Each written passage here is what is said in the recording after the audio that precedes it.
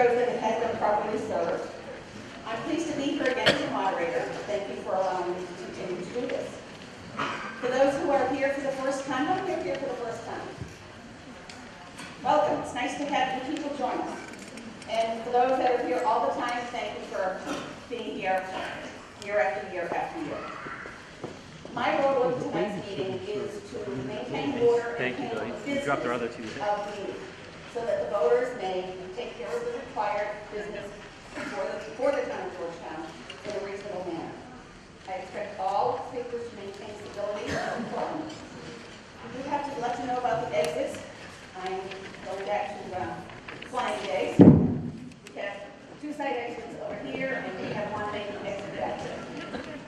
To lead us in our Pledge of Allegiance, we have Phil Trapani, our chairperson of the Select Board.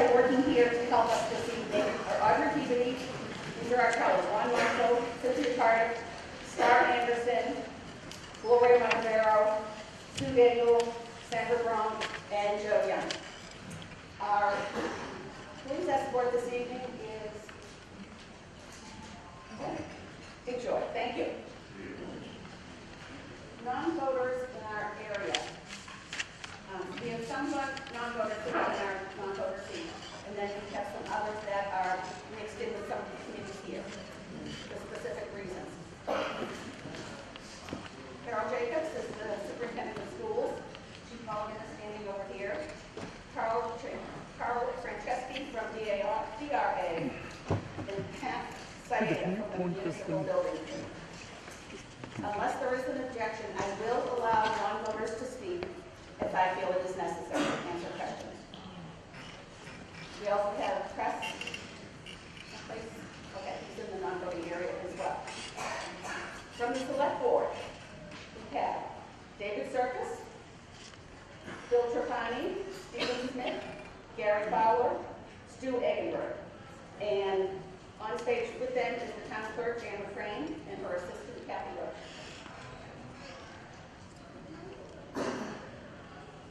Mike Farrow is our town administrator, and he's a non-voter on stage. And Mark Rich is our town council representation from Copeland and Page, and he's also a non-voter. Finance committee members that work all year round. Andrew Bellevue, Robin O'Malley, Richie Carter, Jim Lacey, Lisa Collin, Chuck Dixon, and Nazreen Fanou. The procedure for the meeting will be, I will call for a motion. I will then recognize the sponsor who's going to make the motion. Then someone from the audience will do a second. I will ask for reports from the appropriate boards, and then I will open the floor for discussion. You must state your name and your address so that we can make sure that we have the information in our minutes. Please direct your comments directly to me, and I will get someone to answer your questions for you. When you come to the microphone, please speak directly into it, which means you have to face this way. And if you move it around too much, no one will hear what you're saying. And we do have 2 rules that we are using tonight. At this time, I will entertain a motion to adopt as a rule of the meeting a 2-minute speech limit during the discussion period of each article. So moved. Okay, who made the motion? Pete Dyer.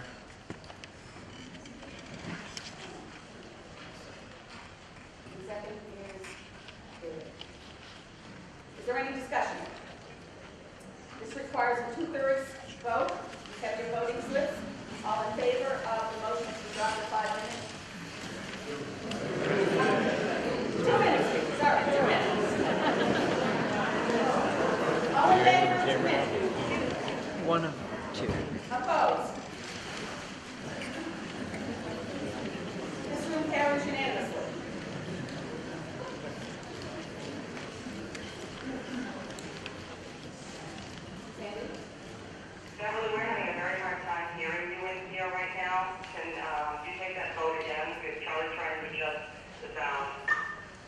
Okay, for the second room. That's good, I might use the microphone more close.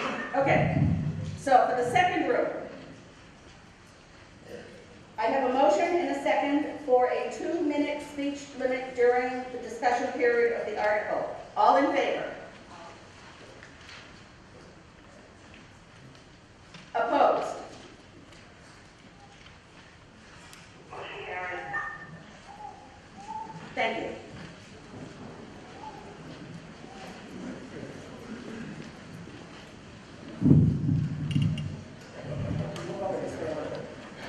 Article 1. There was no motion, so therefore it is considered passed over. Article 2, Pembroke School.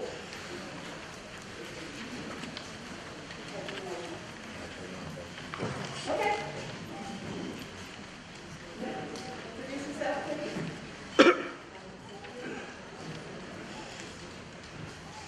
Ellen Sinkowitz, 7 True Lane.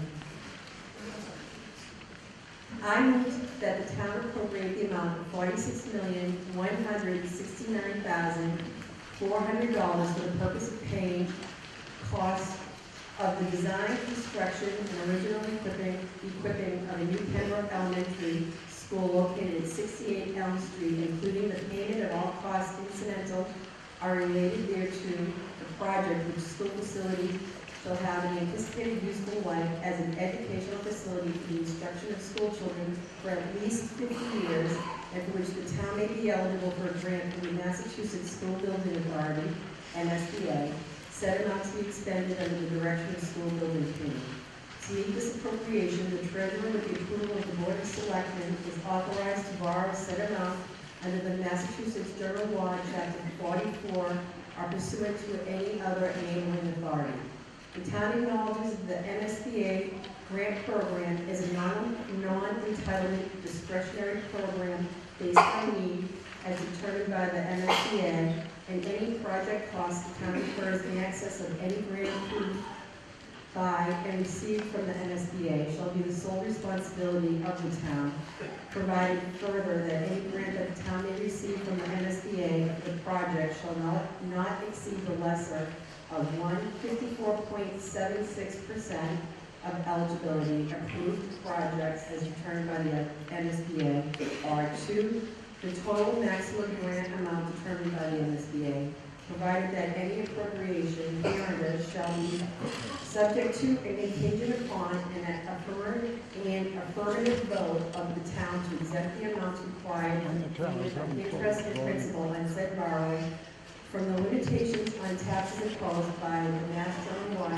59, Section 21C, Proposition 2.5, and that the amount of borrowing authorized pursuant to this vote shall be reduced by any grant amount set forth in the project funding agreement that may be executed between the town and the MSBA.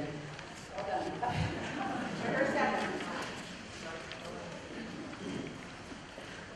Report from the Finance and Advisory Board, please.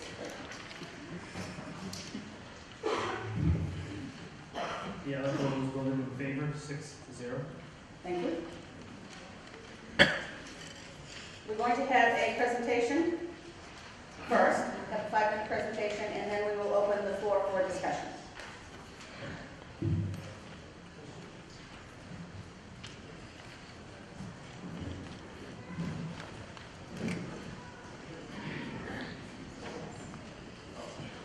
I'm Ellen Sinkowitz, co-chair of the School Building Committee.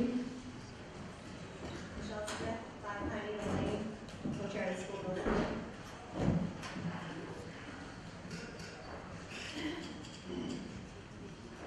The School Building Committee has worked to find the right building project for Georgetown for over 2 years by following the required processes set by the state. We are very proud to stand here and present to you a K-6 new building project that has been approved by the Board of Selectmen, Finance Committee, School Committee, and the Massachusetts School Building Authority, referred to as MSBA. We are confident that this building project is the absolute right choice for Georgetown. It is the most fiscally responsible and educationally appropriate project for our town. This project is a 50-year solution for Georgetown. To complete this process, we evaluated over 20 options. Just the renovation for grades 2 through 5 at $22 million was not seen as the most cost-effective and educationally appropriate option for Georgetown because it did not address any of the overcrowding issues we have and will continue to have at all 3 schools. The Pembroke building has outlived its useful life, and a renovation would not provide the 50-year solution to the town. A renovation addition to Pembroke for the K-6 school was not seen as prudent by the school building committee and MSBA. The cost at $36 million is 75% of the price to build a new school and not considered a good investment. In addition to the cost disadvantage, this option would cause disruption for 3 years throughout the building, and the children would lose their playground during construction. The renovation would require renting 2 portable classrooms at over $100,000 per trailer per year. Kindergarten classrooms would be on multiple floors. There would be no relief on traffic for Elm Street. The courtyards would not be eliminated, and the building and classrooms would still be undersized by MSBA standards. Fixing Pembroke was seen as putting good money after that. The new building total project and construction cost is $46.1 million. MSBA will pay $20.3 million. Georgetown responsible for $25.8 million. This amount includes hard and soft costs. That means new technology, new furniture, removal of the old building, and a new playing field will be added on the site of the old building. The current projected rate for a 25-year bond is 3.25. Why now? The answer is simple. MSBA is paying for $20 million, approximately half of the money needed to build a new school, and they have set aside money for Georgetown to make improvements to the Georgetown Middle High School. Pembroke is in critical physical need of work and is no longer cost-effective to run and maintain. The Georgetown Middle High School, Pembroke, and Pearlie are overcrowded now and will remain so. The New England Accreditation for Schools and Colleges, known as NEAS, has placed Georgetown Middle High School on warning status for overcrowding. And if Georgetown does not show progress in addressing this, NEAS could lower the high school status to probation or even go to remove our accreditation. Construction costs continue to increase, and loan costs are at an all-time low. The state reduced the reimbursement rate to towns and cities by 10% in 2004. The legislature could reduce the reimbursement rate in the future if state revenues decrease.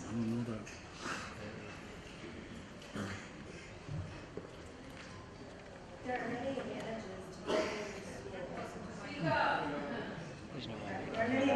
to building a new school.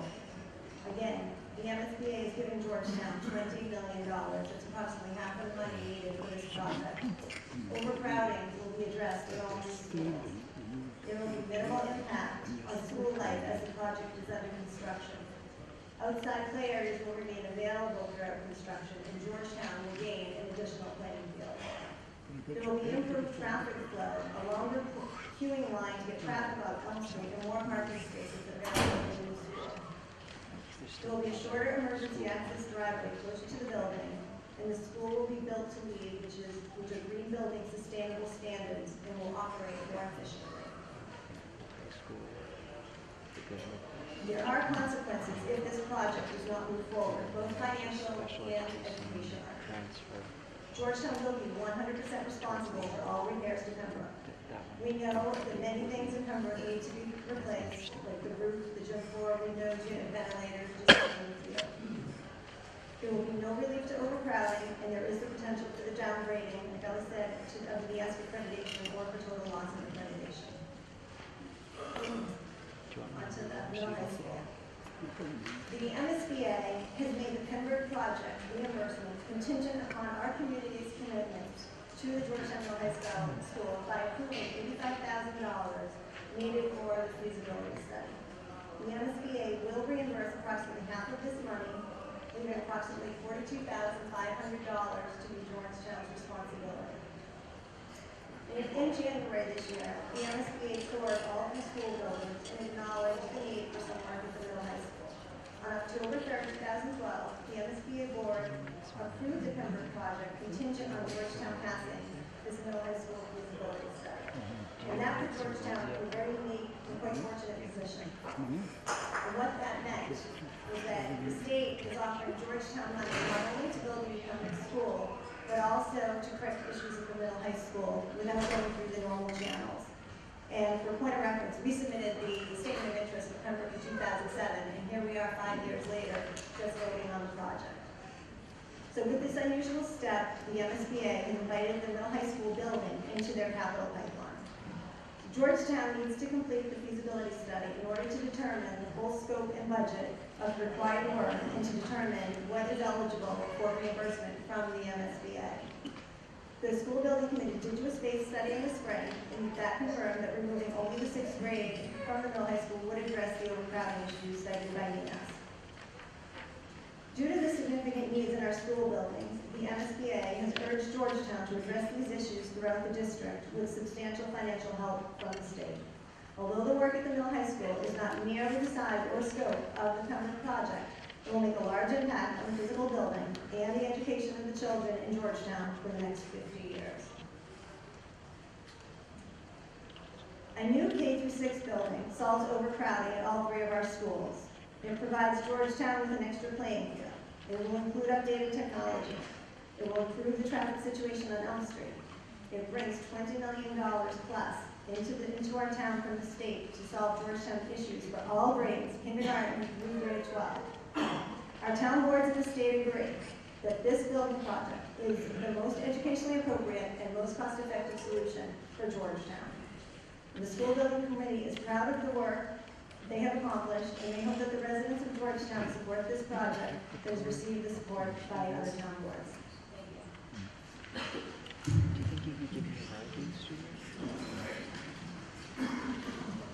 Just to make sure we're all on the same page, the select board would like to come back up on stage. The presentation included Article 2 and Article 4, so the discussion, we're only discussing Article 2. We're only discussing the Pembroke School article. If anyone has something that they would like to add, question, or say, come to either one of the microphones down in front. Somebody please put that microphone in the middle of the aisle. Anyone from the second room that would like to speak, you need to come to this room and come to one of the microphones. Okay? No questions, no comments?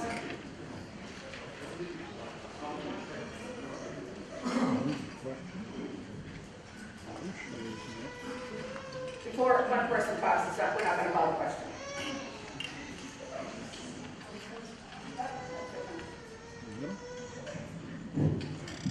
I'm Ted Small of 6 Forest Street in Georgetown, and chairman of the Defeat Pembroke School Initiative. And I just have a very short comment to make. It is my view and the view of a lot of the citizens in this town that this project is probably not the right project for Georgetown at this time. It's a little too extravagant, it's too much, it's too soon. And what I urge is that you vote the project down, vote no, send it back to the selectmen and the school board and make them reconsider it. If we really need a brand new school, do we need the school at about $46 million? These are things that we have to consider. And so I urge you to vote no on this and send it back. Thank you. Okay, this microphone. Yes, I'm Jack Cicero, 26 Marlboro Road. Nobody's explained how much this will increase our taxes if approved. I'm strongly against the whole project. Nobody's also explained the indebtedness of the project and how long it will pay, or if and when this MSBA is guaranteed to pay the money they said they would pay. Okay, so I heard three questions there. How will it affect the taxes? Who would like to handle that?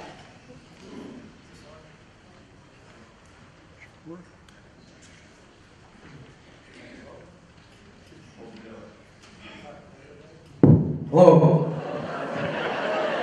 I knew it. Okay, so first question. There's a yellow handout that was given. It's on the table.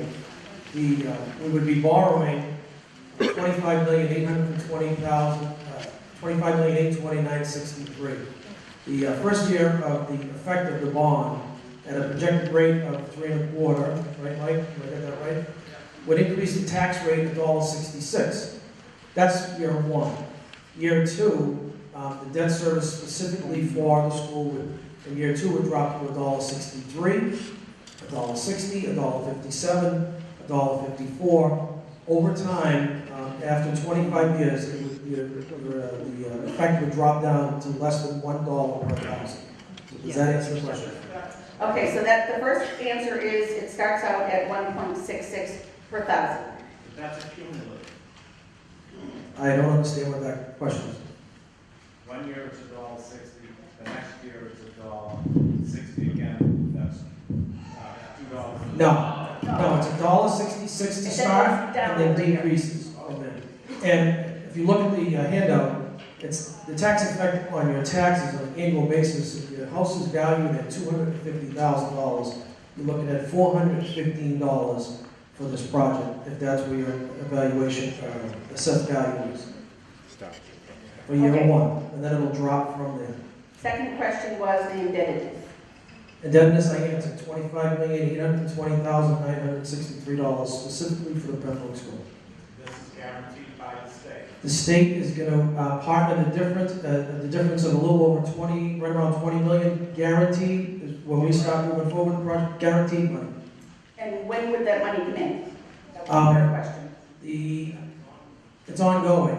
We'll start as soon as we get into the next phase, which is design, the next part of the process, and that will start coming in and be paid as we go through the process. Okay, thank you. This microphone. Madam Moderator, Tom Garvey from 73 Andover Street in Georgetown.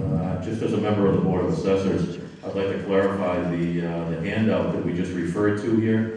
We did some quick calculations here in the audience, and the actual first year tax rate increase will be $2.43, according to our calculations. The increase in taxes for a $250,000 house would be $607. For a $500,000 house would be $1,215, and for a $750,000 house would be $1,822.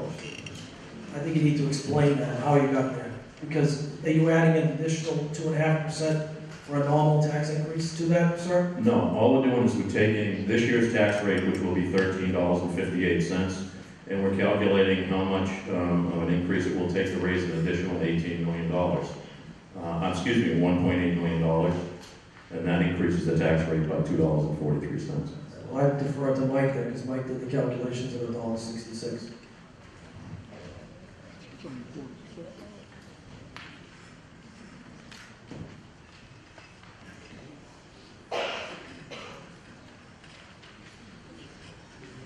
Yes, that's the way I calculated it. The tax rate would go, actually, the total tax rate, if you consider a normal 2.5% increase in the levy limit, and I also included $100,000, which is what we've been averaging in growth. So the actual tax increase is not 2.5, but it's a little over 3.25. The total tax rate, fully loaded, would be $15.25. But based on my calculations and using the tax calculator that we developed with your office, it adds the $1,879 and change adds $1.66. 6. Mike, I'm not trying to be argumentative. Perhaps the difference is that you're using last year's tax rate and we're using this year's tax rate. That's part of it from what you just said. I also got from you that you're using the 2.5% increase that's allowed annually to fund some of this, which means we're not going to increase any other budget. We're going to use all of that 2.5% increase to fund the school project. No, that's not what I'm saying. No. I started at 1309, which is the current tax rate. Well, that's last year's tax rate. This year is actually 1358. Well, that's the difference. Correct. Yeah. Correct. But I'm trying to use the current numbers that I can. So in the interest of clarity, not to be argumentative, I'm just trying to clarify the actual impact. And the disclaimer is this is an estimate as well. Point taken. That's also based on an interest rate of 3.25%. We just went out for some bonds and we were in the 2s. So we have built in a little bit of extra pricing in there in terms of interest rates, just in case interest rates move a little bit, which they're not forecasted to move up until past 2015. Okay, this microphone, please. Hi, Lexi Watts, 9 West Street. I attended Pembroke 13 years ago at the latest. 17 years ago is when I started, and I was already dodging buckets from the roof leaking way back then. So I can't imagine how much worse it is now with all the different snowstorms that we've had since. And if not now, when are we going to do it? Because the school's been falling apart for almost 2 decades.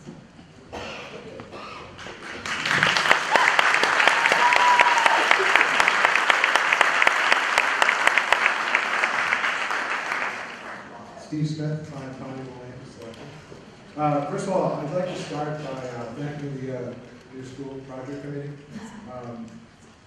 They put in countless hours here on behalf of the town, and whatever solution was going to be picked, there were going to be people who agree and not agree. But I think as long as we have people who are dedicated like that, willing to support our town, we're always going to be in good shape.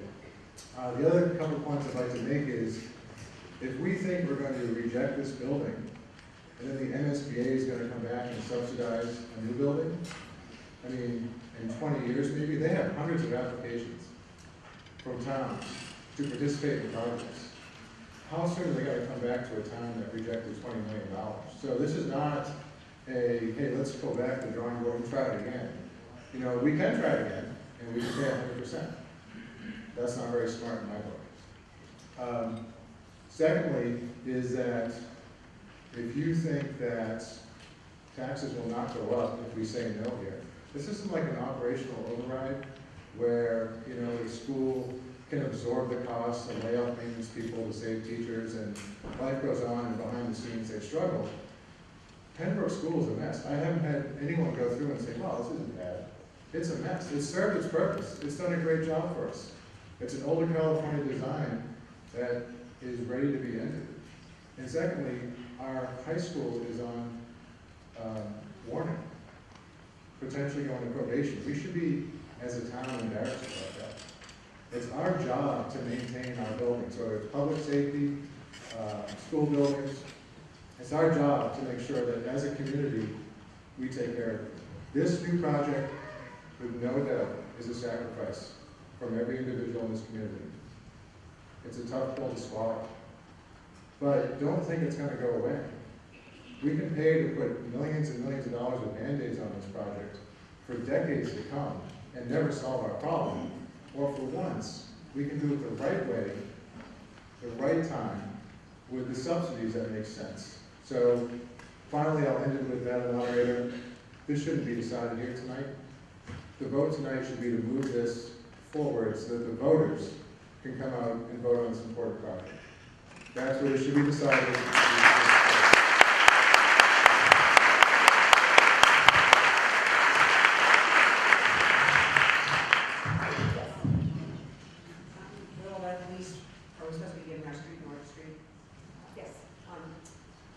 I think the need for a new building has been very, Everybody needs to look closer to the microphone, please. I think the need is out there for a new building has been very clearly put forward. And What I would like to hear more about is the building I read is guaranteed to last 50 years, and that you said tonight that it's the best solution, but we haven't really been told why is this particular building as designed the best solution. Is it, I mean, 50 years is very brief time. We used to build a building for 100 years. Is it green? What's the impact? We haven't been told what's the building about. That's my question. And I do also support that this tonight, we don't know enough to make this decision yet. If we go to town road, that sounds like a good thing, but that's my question is, what is it about? Okay, who would like to answer that one?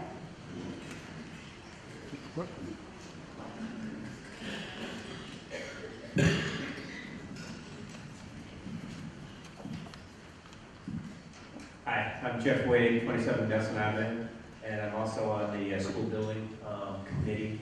And I'd like to answer that by the way that one way to look at costs of the school is by square foot.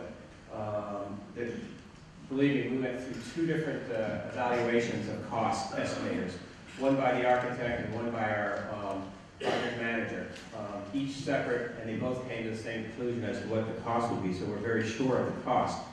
But one thing that it comes down to a lot of times is cost per square foot. And we have looked at the project, we've tried to keep it down as far as we can. In fact, the school is about 10% smaller than it could be by MSBA standards. And that's a direct relationship when you cost that out, multiply that by the cost per square foot to the project. So we're very comfortable with the fact that the project is much less than what we could have gotten from MSBA and still have it count. So we've been working very hard to push the architect to do that. A couple of the other things on it is that I have 3 pages of options here. It's 6 options per page that we priced out, and we looked at different configurations. And so we've done a huge due diligence, and we've also had town meetings open to the town. We've been on the air all the time with our meetings. So I hope that the majority of you have gotten the message and have seen what it is that we're doing. But one of the things that really is near and dear to my heart is that when I first came here 19 years ago, I saw this school being renovated.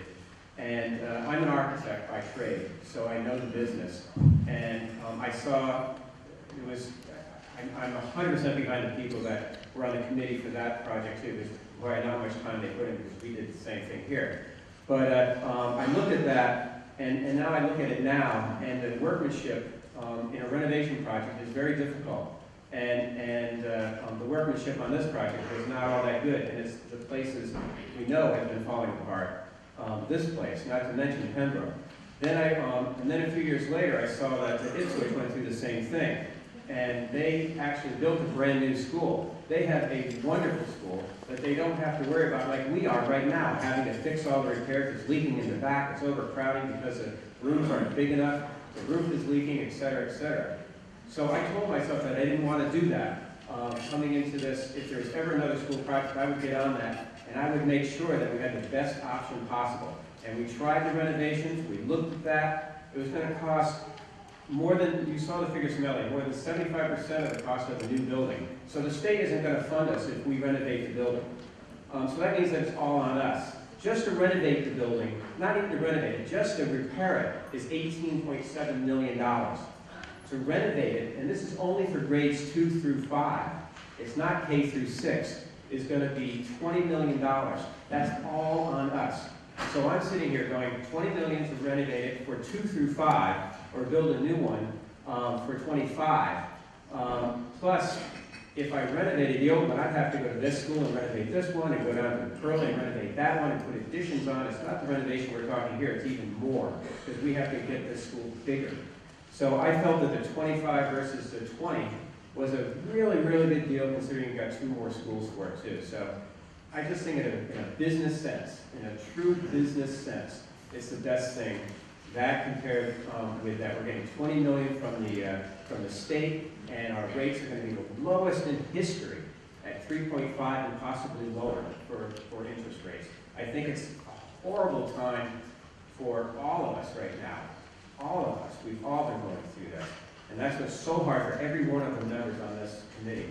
But we think it's the right time, fiscally, financially, and things are going to get better. And this cost is over a 25-year period, and we're hoping that things get better so that we can all afford this. But we have to tighten our belts a little bit. Thank you.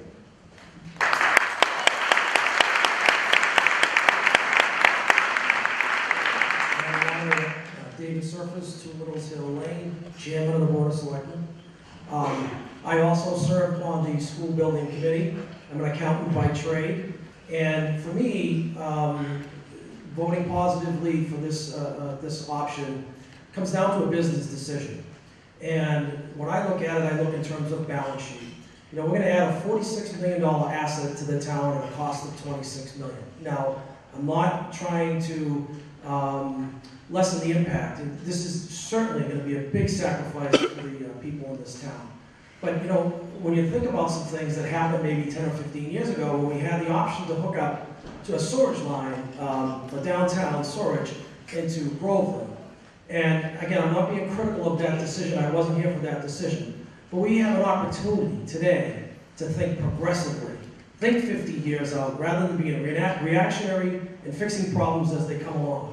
And for me, when the state gives us $20 million, you realize there are multiple towns and cities and towns in this Commonwealth waiting to grab that $20 million from us. So for me, it was a huge business decision, and it's a strategic thinking decision to move our schools forward and positively impact the children of this town. Thank you.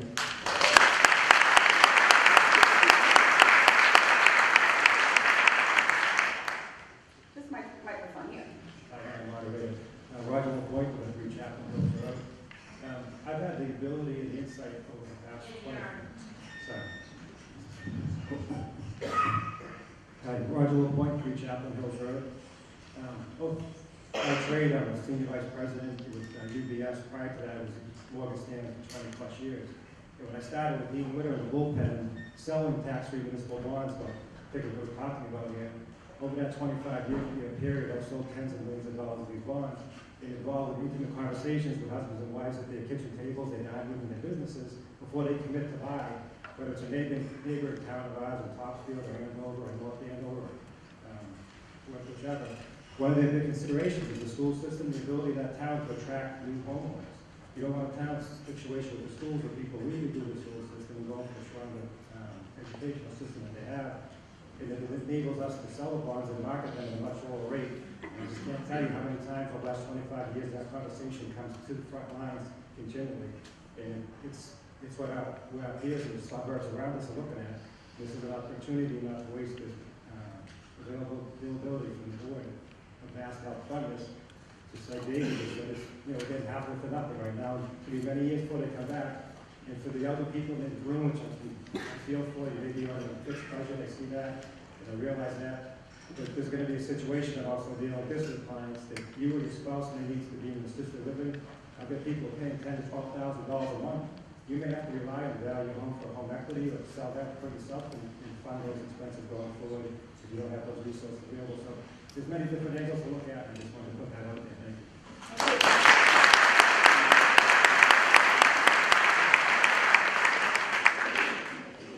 Shirley Greenberg, 123 Pond Street.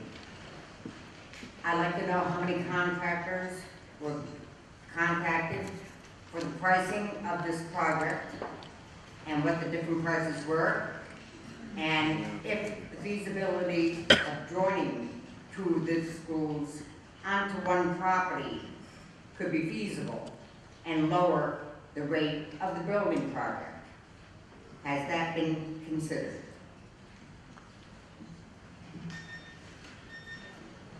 Okay. Question 1, who wants to cover that one? How many contractors were contacted? We haven't hired any contractors yet. Right now, we're still working with our owner's project manager and our architectural firm. That's really the next step. but they will be closely monitored by our own project manager. Their job is to be on site. We will be doing We have two professional cost estimators who compare everything that we do, so that if the owner project manager works for us, so they hire someone, they have someone who looks at all costs that come through, that the contractors will put through. And the architectural firm will also do the same thing. So there's always two choices. The MSBA also has limits on how much we can spend. That's part of it. The other question, Two schools on one piece of property. there's just not enough land. That's actually, I worked on the building committee prior to this one, and before they even looked at what type of building to do, they scoured Georgetown looking for land so that they would have some options, and there just wasn't anything available. Okay, next speaker. Bill Richard, 14 Fazio Farm Road. I'm just curious as to how we know this solution will solve the problem for 50 years. You know, how did we get in this position now where we have overcrowding? Is there some kind of limit on the amount of new houses that can be built each year? And you know, how do we know the population is not going to grow too much and we're going to have overcrowding in less than 50 years?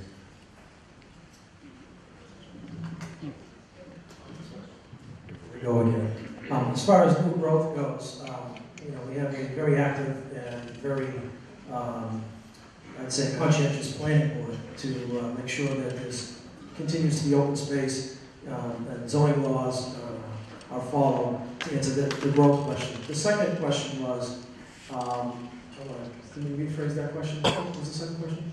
Because I had the answer, but the question went out of my head. How do we know that this is going to take care of the problem for 50 years? As part of the feasibility study, the experts, what I would say, our project manager and the state look at the most recent census, and they do projections in enrollment and population of the town, so that's all been factored in. There's enough space to go to how many students, and I would refer that to, ask that question to Pat. 770, but there's ability to house more than that in this facility if those projections are off. So that has been taken into consideration.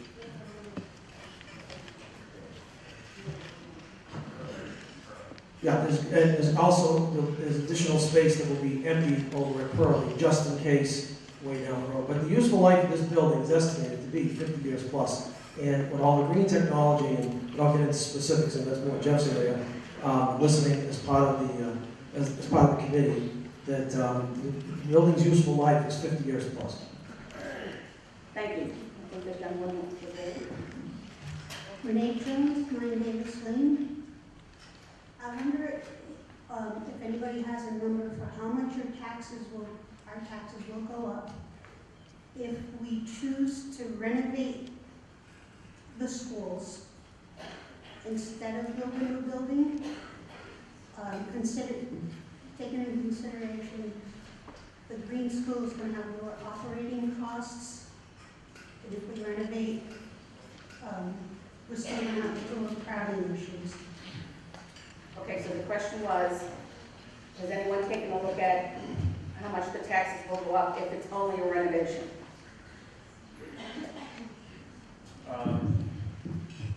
We don't have exact numbers for that specific thing, but as I was stating before, if we go to a renovation of just Pembroke, as it is with 2 through 5, it's going to cost us $22 million just for 2 through 5. That's $3 million less than what we're asking tonight, which means that your tax rates will be very close to what they would be, because we would have to pay all of that. Not to mention what we would do for overcrowding of kindergarten and also grade 6 in this area too, which would increase even more, in my opinion. But I do not have any numbers to back that up. But just common sense would tell you that it's going to cost more. Jeff, it's about 85%. So renovation would be 15% less if you just use the numbers. 26 divided by 22 is 85. So it would be about 15% reduction if we did the renovation at 22 million But, versus but 26. remember, that's only for grades 2 through 5. Right, that doesn't solve the Pay issue, that's the question. So if we choose to do the renovation, we don't get the money for the high school, we don't get the money for Pembroke, so our taxes go up to also renovate the high school. So And if I could add, the key to that too is, it doesn't help us with our accreditation problem. I'm sorry, Eric Zadina, Stone Road. So we'll still have the accreditation problems that exist right now.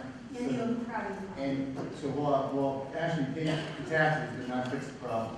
And that's a big piece of it. And we'd also have to expense about $465,000 from this feasibility study immediately as part, if we go to the renovation, that needs to be expensed immediately. Thank you.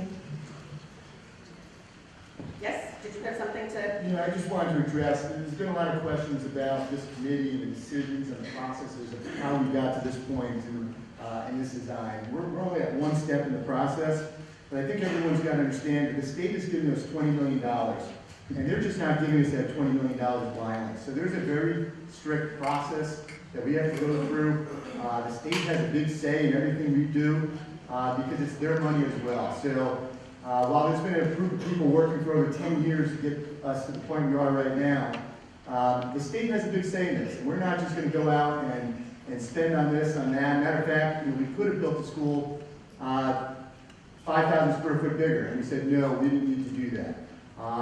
But there is not the freedom out there to just spend wildly. The state has a very strict process, and this committee has to go step by step through that process. Thank you. Yes. Hi, Mike Sebelian, 101 West Main Street. My question, two questions actually. One, would there be, if we moved ahead with the new building, would there be some savings in terms of electricity and heat on a new building and just general maintenance costs apart from the repairs? And number two, presumably you would go from 3 principals to 2. I don't know if that's the case, but would there be any savings in administrators and that type of thing by going from 3 schools to 2? Okay, who wants to take that one?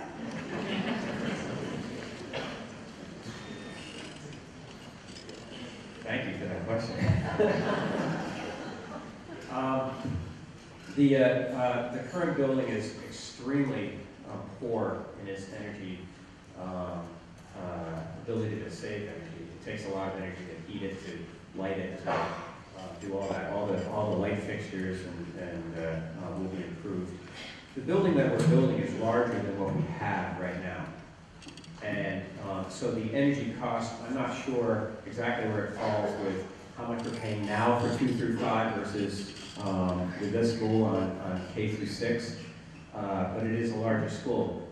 But on a square foot basis, we're absolutely saving money, quite a bit of money for electricity, because the lights that we have nowadays are much, much more efficient. They also last a lot longer. The LED technology, et cetera, et cetera. The heating system is much more efficient. The insulation, coming back, who said it, that it's a California design? I think you did, Steve. It really was a California design. It should have been over in California because they had better climate. But here nowadays we use a lot more insulation. We have a lot better windows, which is a huge problem over there too. So all of these things work together to make it a much more efficient building. Now, as far as custodial or increasing of staff, currently, Carol went through this. We will be adding 1 more custodial engineer to be able to take on this project. So that will be an increase for 1 custodian. What about the principal's question? Want to repeat it for me? I don't know if this has already been answered somewhere else, but would we be going from 3 principals to 2? Would there be any administrative savings there? Not that I want anyone to lose their job. Carol Jacobs. I love experts, so what about Carol?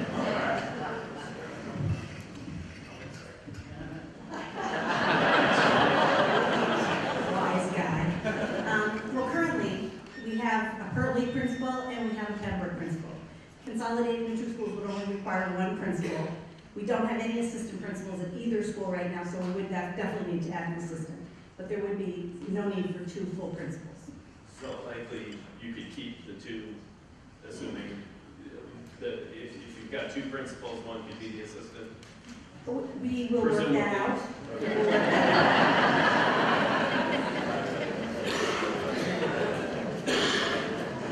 I would like to remind the people in the second room, in the cafeteria room, if they would like to be heard and they have a question or a comment, to please come down into the microphones here in the auditorium. Yes.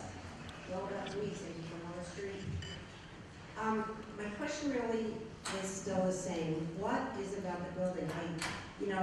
50 years is a very short lifespan for a building of this expense. I mean, a building 150 years old, I mean, we have the technology to build buildings that will last 200 years. Why are we talking about 50 years if we're going to be buildings in 200 years? I'd just like to hear, what has our full thinking been? Is this ecologically sound? Are we making it, what's the thinking then? I hope that it's something wonderful. Okay, who would like to handle that one? Do we have an answer to that? And I think we're looking for something more specific. Okay. Before I got assurance from some of my friends on the Board of Selectmen, that we are trying to get a unified facilities maintenance program going for Georgetown, I would have answered that question by a 50-year building in Georgetown means about 10 years. But I think that with this, and all kidding aside from that, a 50-year building is really the minimum that the building will be around until it needs more major renovations. In the industry today, a 50-year building is really the top projection that you will really get from buildings. That anybody will say that that's how long the building will last. But it's a 50-plus building. There obviously will be new technology coming. There obviously will be repairs that will have to be made. There will be parts of the building that will have to be replaced. Just because certain products just don't last 100 years, in today's technology. We're advanced, but we're not that advanced that we can get something for 100 years without renovating. Even the 100-year-old buildings that we have that are the brick ones or Burley itself, those go through a lot of renovations to keep them up and going. And that's why I say that I'm very encouraged by Georgetown's new focus on maintenance. And I'm passionate about it because I hate to see what happened to this school happen to all of our other buildings. So I don't know if that answered it, but I hope it did. It's a 50-plus building. Thank you. Madam Moderator, Joe Susi, 286 Central. I am from the other room. We've talked about this for over an hour. I move to end discussion and take this question to a vote.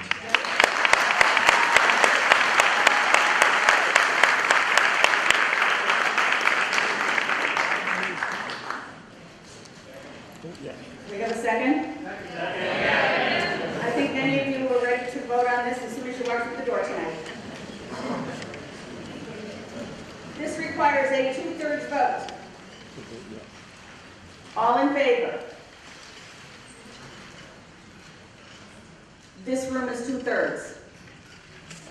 Opposed? Yes, it is 2/3. Okay, this has passed by 2/3.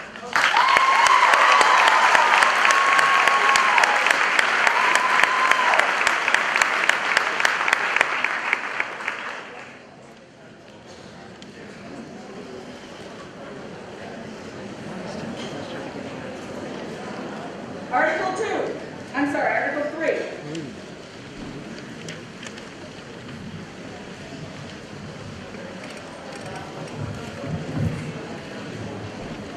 Ladies and gentlemen, we still have more business to conduct. I'm I move to authorize the treasurer with the approval of the Board of Selectmen to borrow $1,800,000 under the pursuant to Chapter 44, Section 7 or 8 of the general laws or pursuant to any other enabling authority, and to issue bonds or notes of the town therefore for the purpose of funding the rehabilitation, reconstruction, or improvements to Elm Street, including all costs incidental or related thereto. Second was report from the Finance and Advisory Board.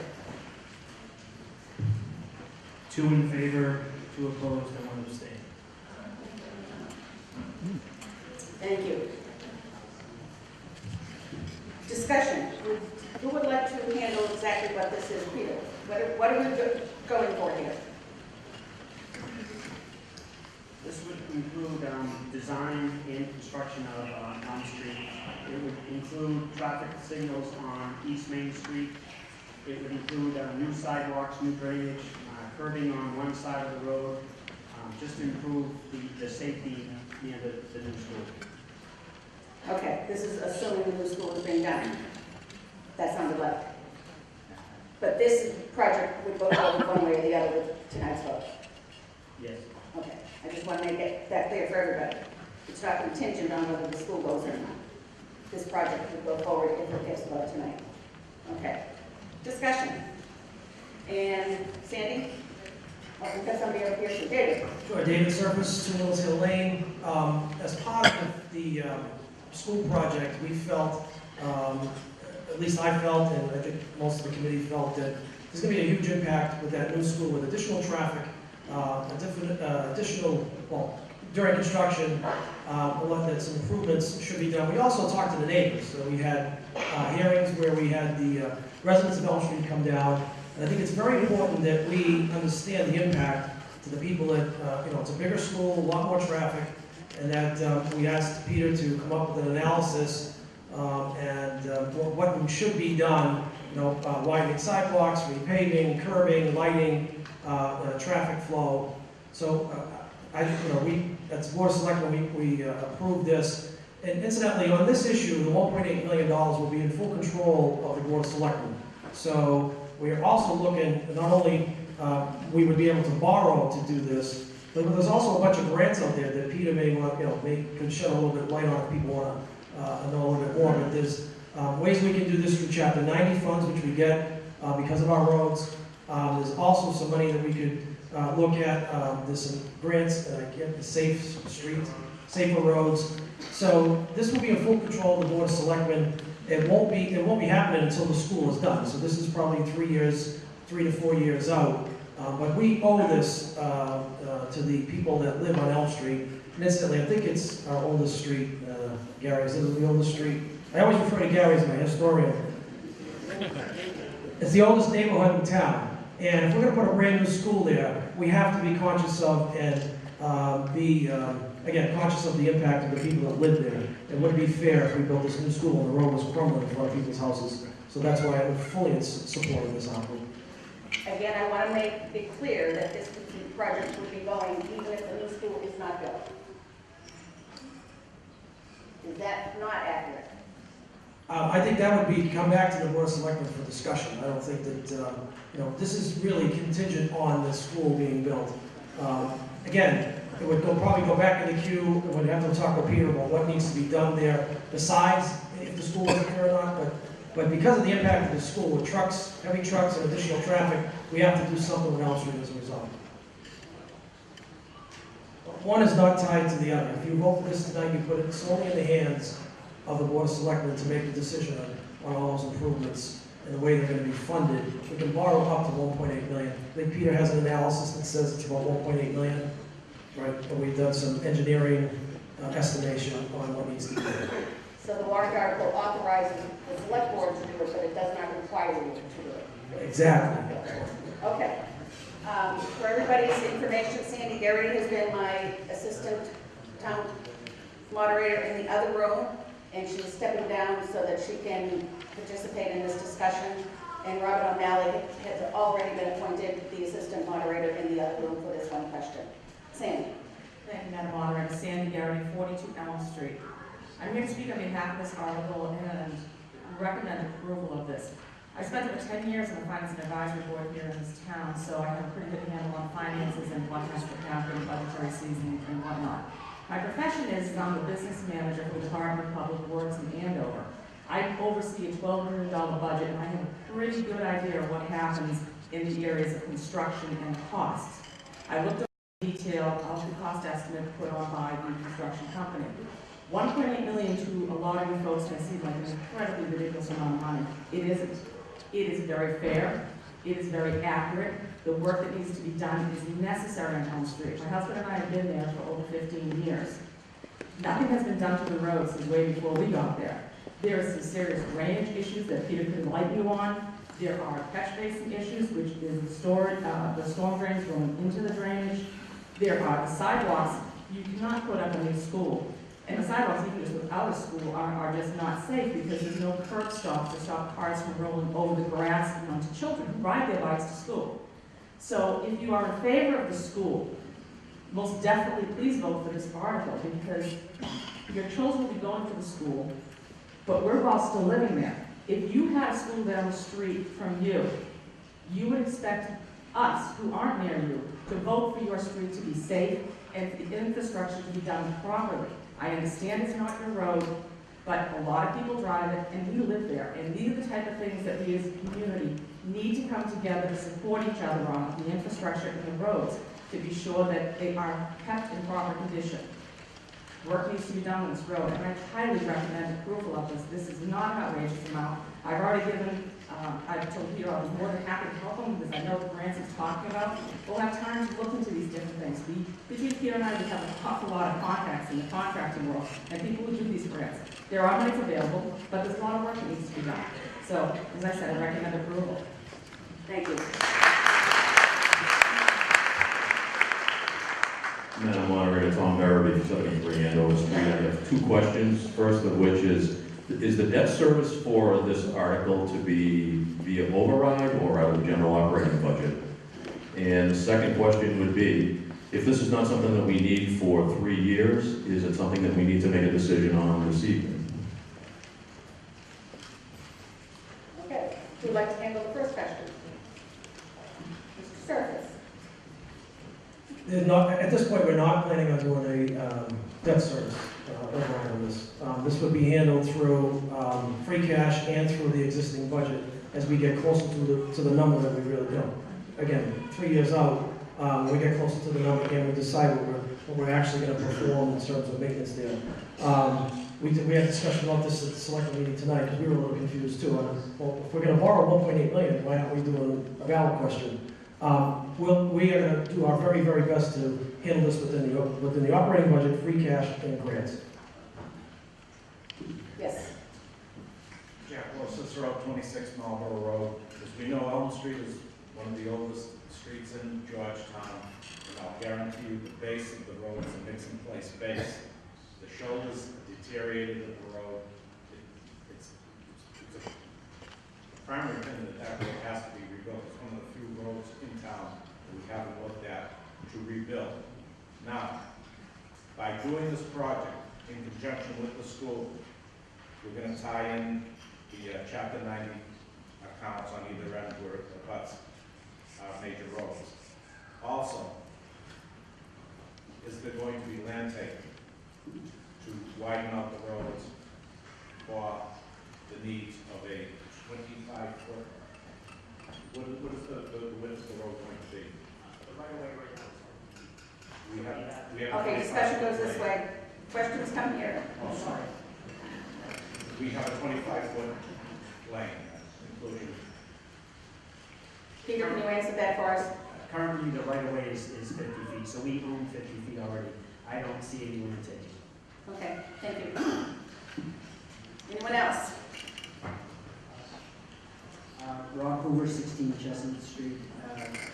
Regardless of whether the school passes or not and vote later on, there's a real safety issue with the children who go to school every single day. The sidewalks, if you can call them sidewalks, in some places don't exist. The crosswalks are created by some paint that you do not see. There is no curbing, as Sandy talked about, which would take nothing for a vehicle to hit any child at any point in time. Elm Street needs to be corrected regardless of whether or not the school goes forward. Thank you. And the people that are standing up in the back, other than the two police department, would you kindly make sure you come and find a seat, please? Thank you. There's still some down here. Yes. Jim Lacy, Criminal Street, Finance Committee. I have a confession to make. I was one of the members that voted against this, and for the very reason that Tom mentioned. But I think since then I've realized that what's important here is that we make sure that this doesn't go away. Because as soon as the school is built, there's always the worry that some of the things that people talked about before the school will be built, they just won't happen. So I would urge everybody to vote for this. I am going to vote for it. Thank you. Joe Susi from the other room again, 286 Central. It's obvious if we're going to build a school, Madam Moderator, that we're not going to fix Elm Street until thousands of heavy trucks take that street and turn it into rubble. And that, if we build a school, that's probably not, I don't know what the time period is, a couple of years to build the school. We're not going to fix it for a couple of years. So I don't see why we have to vote on this tonight, because if we don't build a school, we should probably vote on this. We're not going to build a road in the winter, because we don't build roads in the winter. Maybe we should vote on this in the spring after we have this ballot and know whether or not we'll build a school. Because Elm Street needs to be fixed. You know, I'm the guy who was always walking around pushing the two kids in the stroller. You know, I became like a fixture on that street. And it's not safe. The sidewalks aren't safe. And I'm all for fixing it. I just think we need to make that decision once we know what we're doing with the school. One way or another, we need to fix it. But if we're not going to fix it for 3 years, you know, we're going to have a whole different group of people sitting up there 3 years from now deciding what to do with money. So I move to table the question.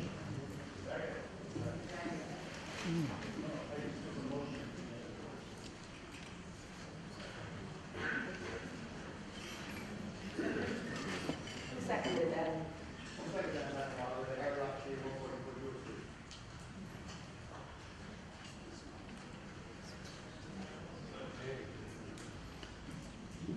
At this point, we have listened to a good 15 minutes of discussion, and I don't think I'm going to allow it to be tabled at this time. We're too far into, we're ready to vote, and I don't think that it's an appropriate move to table it at this time. Madam Moderator, you going to allow any other discussion? Or? Yes. I would urge you to vote for this, and here's the reason. It gives the Board of Selectmen the ability to plan. We know we have the $1.8 million to go ahead and work on Elm Street. Gives us the ability to know that we have the funding if we need it. So I would, just because it's 3 years away, again, are we thinking about the future, people? Are we thinking about planning? We don't live just for today. We need to live and know what we have in our toolbox as we move forward in an overall plan. So I would urge you to vote, definitely vote to appropriate this $1.8 million and leave it to the discretion of your leaders that are elected leaders in town. Thank you. Okay, Sandy? Sandy Verity, as well. In regards to one other reason why it should be voted on tonight is that many of the grants that are available through federal and through state funding require you to have a plan in place, require you to have the initial funding, because many of the grants are matching funds. For example, say there's a portion of Elm Street project that's $100,000, okay? We might be able to get a grant for $50,000 as long as we match the other 50%. If we don't vote this in tonight to secure, it's not that we're borrowing the money, it is to secure the vote of appropriation. Do I have that wording right, Mike? Thank you.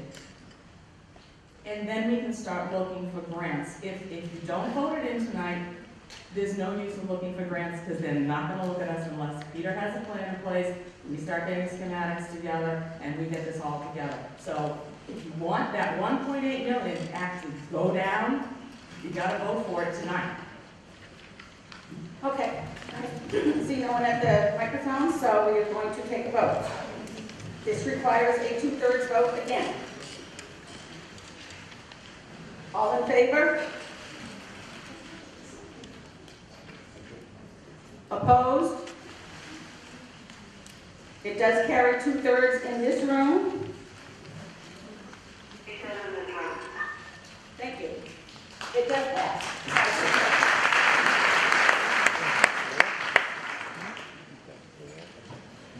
Article 4. And I do want to thank everybody that's here. I realize many of you are here for the schools, but we do need to keep our quorum, and I appreciate all of those that stay to make sure we maintain the quorum and the votes that you have already made. So Article 4.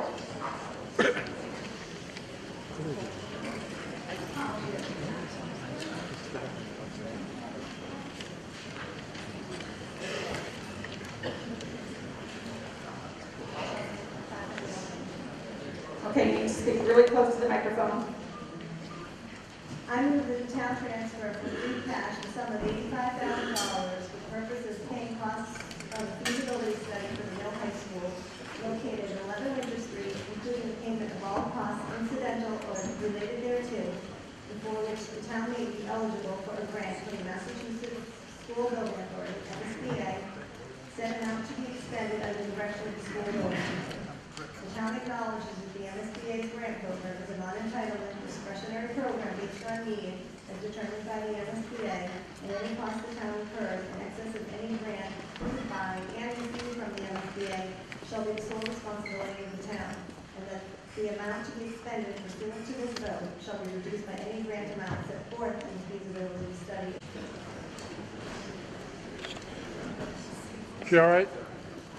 There are some seats here if people want to come in.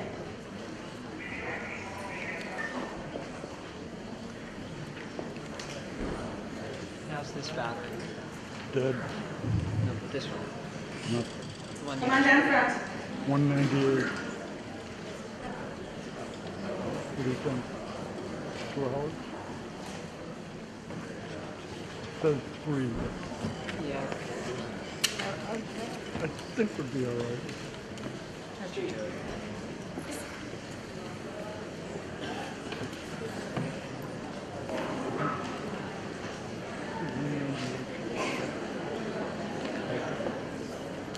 I mean, it's not too much or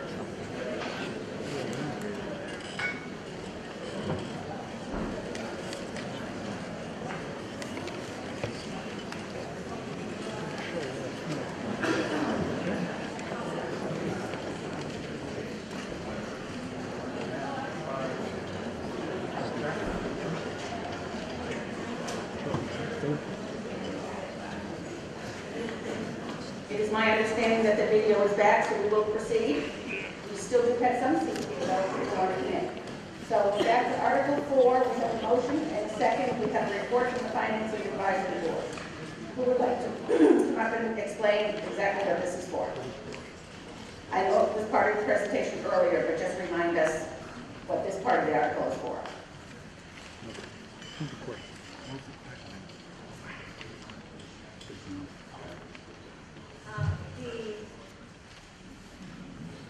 The MSBA has made the Pembroke project reimbursement contingent on the town's commitment in approving the feasibility study for Mill High School.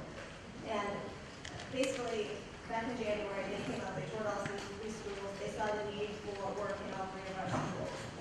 And on October 3rd, their board meeting, they set forth a precedent that they really haven't done before, and inviting us to take care of the Mill High School within this project. You know, with all these other towns that they're talking about, people have in mind, we don't have to go through the formal process with our Middle High School. They're inviting us into their capital pipeline right now, saying, we want to help you fix your entire district, grades K through 12. So that's what we're going to do the feasibility study. Thank you. Any comments? Yes. Come down to the microphone.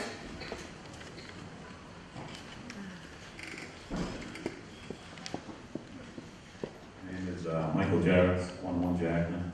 Just a general question. This feasibility study, if it passes, does that mean the clock is ticking to do this $3 million renovation project on the middle school, high school? I'm looking, and the answer seems to be no. No. Thank you. Anybody else? I guess we're ready to vote. Requires a majority. All in favor?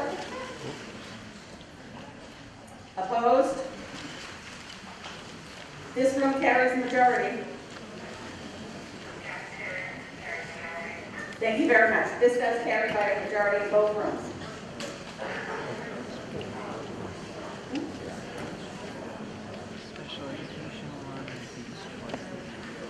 Madam Moderator, I move to transfer from free cash the sum of $300,000 to be added to the capital fund. Second. We have a motion and a second. Report from the Finance and Advisory Board. Let's vote in favor of 5, in favor of 0.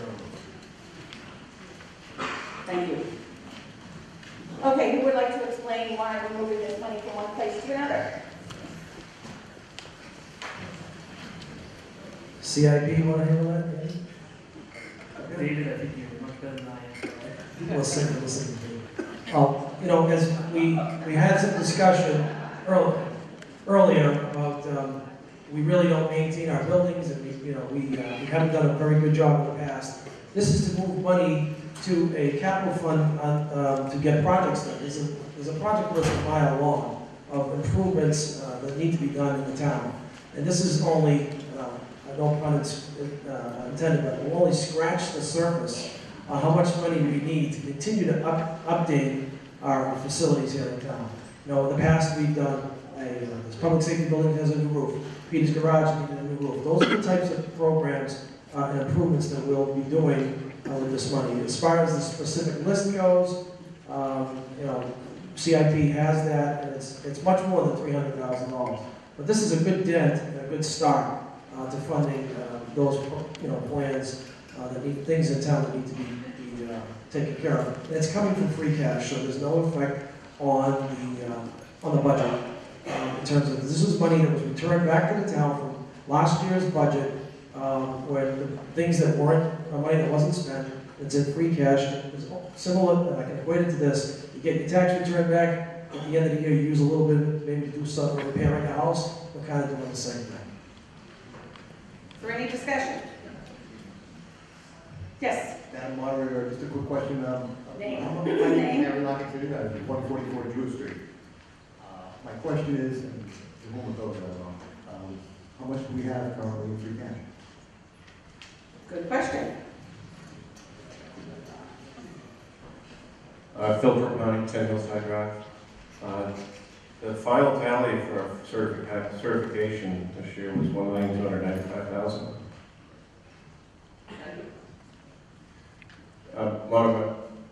Madam Moderator, also I just want to add one thing regarding the capital improvements. If you look around town, you notice that there have been a number of improvements that have been made over the past few years. We've sunk a lot of capital into a lot of projects. Thanks to the CPA funds that we get, the projects that we're able to get done have some sort of conservation, park rec, or historical aspect to it where we can use those CPC funds. So I think, well, you've seen a number of different projects going around town. The properties that aren't, or the assets that aren't covered under CPA that could be funded by CPA funds, we just have deferred that maintenance, and this will help us start working on projects outside of what CPA work. Okay, this requires a 2/3 because it comes under a special purpose stabilization fund created back in 2009. All in favor? Opposed? This room carries 2/3. Thank you very much. So 2/3 in both rooms. Article 6, stabilization fund.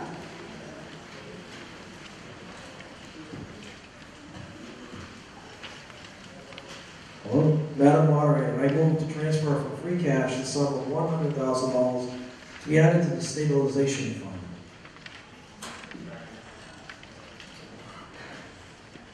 Report from the Finance and Advisory Board. Voted in favor of this article, 5 in favor, 0 opposed. Thank you. Would you like to explain this one? Okay, hand the ball off to me again. Basically, this is our rainy day fund. There's some guidelines issued by the state that says we should have 5% of our operating budget in a stabilization fund. And what we're doing here is, again, putting more money in that account. We are right around the 5% cap, not the cap, but a minimum of 5%. What this helps is it helps our bond rating, helps the overall rating of the town. Plus, it's a rainy day fund for town meeting. If there's an emergency, we can expend money from the stabilization fund at town meeting. So this is us taking some of that $1,295,000 and putting it away for a rainy day. Yes. Robert Kelly, 20 Cedar Lane. Just a question of the selectmen. I know it's a rainy day fund. It's great. When are we going to stop putting money into the $6 million unfunded liability? Why can't we put $100,000 towards that? What's the plan? Plan is we are looking at that. The rules have changed at the state level in terms of unfunded liability and pension. We do have an analysis done, which we pay about $10,000 every other year to take a look at with the accountants. We've done some good work as far as negotiating collective bargaining agreements to eat into some of that unfunded liability. But you're right. We don't have a mechanism right now. We don't have an account set up. But that is on our agenda for next town meeting to take a look at that. Even if it's a symbolic $50,000 that we put in there. But since we're at the 5%, could this $100,000 be put into that fund? It could be. Why aren't we doing that? If we know we owe $6 million, why are we taking? We don't owe $6 million. Okay. What's the number? It's an unfunded liability based on our accounting. It's about $18 million. But it's a million. All right. Excuse me, Robert. It's an accounting. This warrant article is about taking the money and putting it into the stabilization fund. Right, but it's part of the fund's movement. So I'm asking the question, why isn't it being moved into the unfunded liability? Why could it not be, since we're already at the 5%? So this could be, why didn't we do that? We don't have a mechanism right now for the unfunded liability, from what I understand. We don't even have the account set up. That's, I'm sorry, but we're not at 5? Oh, we're out. I thought we were there. Okay, my mistake. Okay, the answer is we're not at 5%, that's why. Right, we can have an offline discussion on that other issue. Thanks. This requires a 2/3 vote because it is involving the stabilization fund. All in favor? Opposed? In this room, it carries unanimously. So 2 rooms carry unanimously. Article 7. It's great to give me the one about sewage. Madam Moderator, I move that the town vote to rescind the following borrowing authorizations.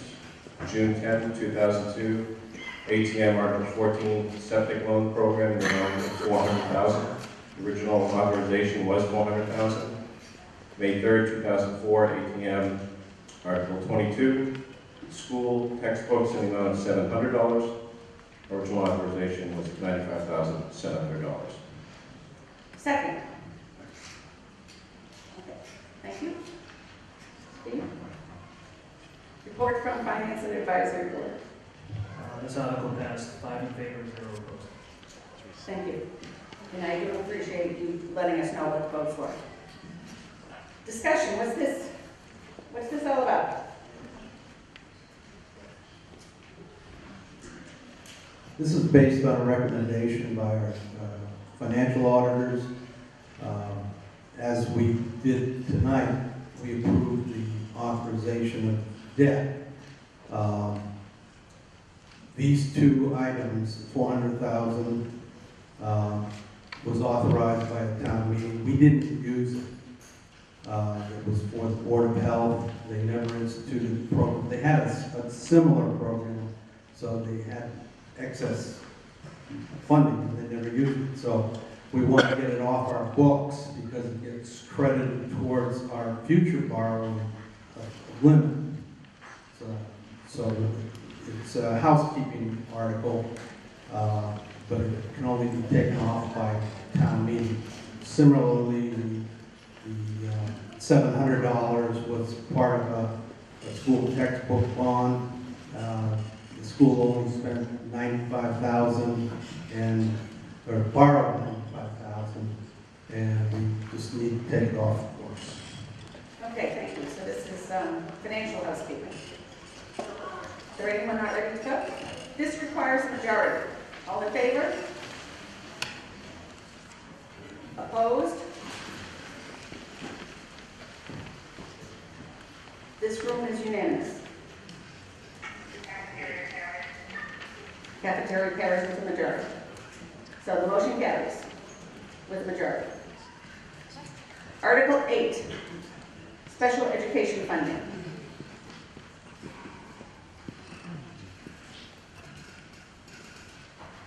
Madam Moderator, I move to transfer from free cash the sum of $250,000 for the purpose of supplementing the FY 2013 school department budget to fund additional costs related to special education.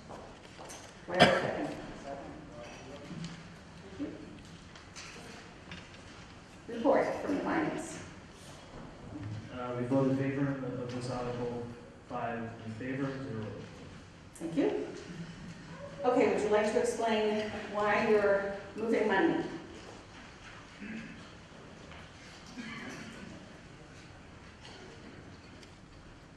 The school district will incur unanticipated special education expenses estimated in the amount of $343,000 for fiscal year 2012-2013.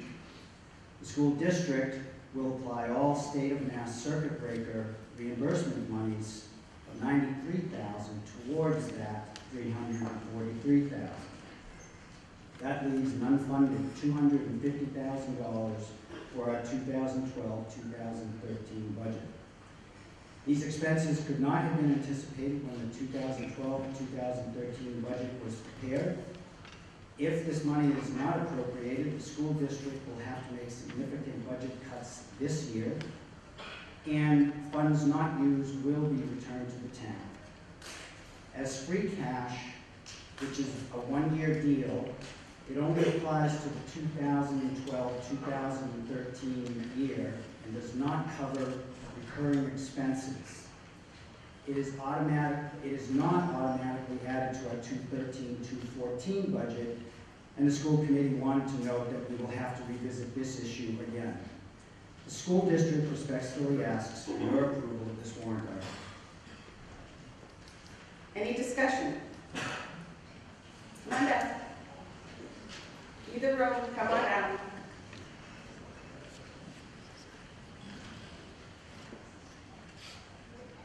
I understand Michael Jarvis, 101 Jack, $250,000. Could you break it down? Is it for transportation to other districts? Is it just school supplies, for students, teachers, what this entails? Okay. You can break it down in a very vague basis. It includes transportation, it includes assessments, and it includes out-of-district tuitions. It does not include additional teachers, aides, or anything within the district. Is there a chance that these students could be kept in the district and not moved out, possibly hiring another teacher and save some money that way? If that's a possibility, we will certainly go that route. At this time, we don't know that that's the case, and that's why we can't give a hard number. All right, that's why I'm just asking. My wife's a special ed, and she said there's a huge cost on transporting students. If you can avoid it, It's do a it. tremendous cost. She's accurate. So you are looking at We are. paring that number down as much as you can? Can you pare that number down less than 250,000? Carol, you want to speak to this?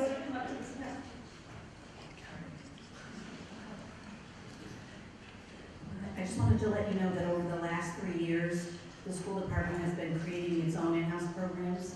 So we actually have a continuum of programs from kindergarten all the way through the high school for students with specific kinds of disabilities. The costs that we're talking about are for students who, for whatever reason, our programs are not in there. Would we be adding to them in the future possibly? Adding to the programs so that we can keep them? Programs. It depends on the population of students that we're trying to serve. Right now, we have sufficient staff for the programs that we have for the students that are within those programs.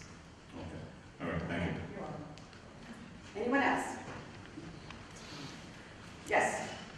Madam Moderator, just a quick Hey. check, because my name's Howard Alexander from 144 Jewel Street, sorry, I was here before. Okay. Just a quick check, this is also from free cash. We did, if I recall, we had 1.2 million in free cash, is that right? And we took 300,000 out of that? 1,295,000. Okay, so, call it 1.3, we took out 300,000, so we're still, this is, we took 4? We took 3 and 1, okay, we took 4, and now it's another 250. So we're still over 750,000 in free cash. Is that right? $750,000. Yes. We still have over $750,000. I can answer that question. We have to put some money away in for snow and ice, so there's some other things that actually get free cash. When you look at it, we'll be between, after all these, if everything passes and we have put some money for free cash away, we'll still have between $400,000 and $500,000 that'll carry into the next free cash, unless we use it at the spring town meeting. So there's a reconciliation there. If you want it, I can provide it. But it comes down to we still have about, when it's all said and done, about between $400,000 and $500,000, just in case it's a bad winter and we have to find snow there. So we're in pretty good shape. We're in very good shape. Even if this passes. Yes, sir. Thank you. Thank you very much. Anyone else? This requires a majority. All in favor? Opposed? This room carries by majority. Okay, so it is passed. Article 9. Almost done here. Which one is it? 187. According to your rental, we have a full house. Move to authorize the Board of Selectmen to enter into an agreement to either lease or lease purchase and equipment, a CAT 246C skid steer loader, or similar equipment for the highway department for a period of up to 10 years and to transfer from budget line item number 14215, road maintenance and repairs, the sum of $5,042.04 for the first year's payment. Second? Thank you. Report from the finance. This article was voted in favor of 5-0. Thank you. Peter, would you like to tell us what's going on here? This is for the highway department to lease a skid steer loader. We don't need any money from the town, we just have to get approval because it's over a 3-year lease, and we need town meeting approval. I went for this in the spring, but I wasn't aware of the town meeting approval, so that's what I'm asking for now. And what is a skid steer loader? Sometimes people call it a Bobcat. It's, a skid steer is the name, but it's all different brands. The current one that we'd like to get is a Cat, and it would be very helpful, make our jobs a lot easier, and save us money, time, and it would help out tremendously. Okay. And we're not asking for any more money from the town. Just moving it from line items we already have. Any discussion? This requires a majority. All in favor? Opposed? Unanimous in this room. You've got your podcast. Article 10. Madam Moderator, I move that the town vote to transfer from the overlay surplus account $8,910.38 to an interest accrual account to pay interest related to an abatement of fiscal year 2009 personal property taxes assessed upon Verizon New England Incorporated. We hear a second. Finance? Voted in favor of those articles 5-0. Okay, would you like to explain Simply put, Verizon prevailed in the Supreme Judicial Court on an appeal of the value of some of their equipment for the fiscal year noted here. We are required to abate the property taxes. Based upon that, we are not allowed under statute to pay the interest on those taxes. So this is just a transfer of funds from our overlay account as authorized by town meeting for us to be able to pay the interest. Okay, any discussion? This requires a simple majority. All in favor? Opposed? It passes unanimously in this room. Okay, I need a motion to close this town meeting. Second? All in favor? Thank you very much.